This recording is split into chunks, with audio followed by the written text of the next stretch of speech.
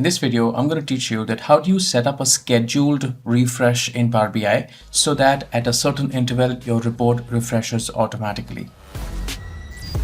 All right, for the scheduled refresh to work just fine, you need to have some sort of report already created, which we are going to publish on powerbi.com. And from there, we will set up a scheduled refresh. Now, here is a report that we internally use for Goodly's tasks and assignments that we give out between the team. And I would like to publish this as a scheduled refresh and publish this on powerbi.com. The very first thing that you're going to do is go over to the file and then click on publish and then click on publish to Power BI. This is going to prompt you to save the report. You can save it, and then thereafter it is going to ask you that where in which workspace would you like to publish the report.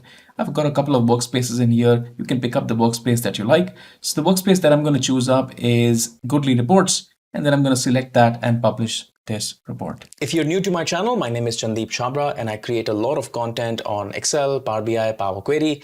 Also, I've got very interesting courses on Power BI. They take you from scratch and teach you Power BI all the way to a very sophisticated level so that you can start solving your own problems in Power BI. Once you publish the report on Power BI service, you then have to go to powerbi.com or app.powerbi.com and then log in using the credentials that you have, and then go back to the same workspace where you published the report. So in the workspace, I'm going to go over to Goodly Reports, and that's where I'm going to see that my report is published right here.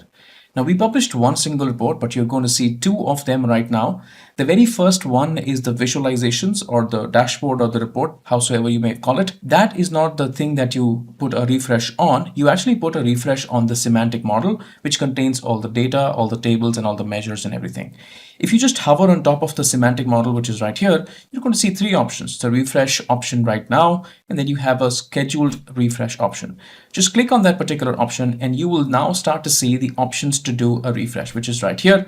And then you can set the time as to how many number of times in a day would you like to refresh. If my understanding is correct, in the pro license for Power BI, you get 8 times to refresh in a single day. We have done that for 6 times. We have added the time right here, and this is when the report gets refreshed automatically. One key thing to understand is that now all of that experience that you had it in Power BI desktop that was sitting in your hard drive is now on Power BI service or powerbi.com.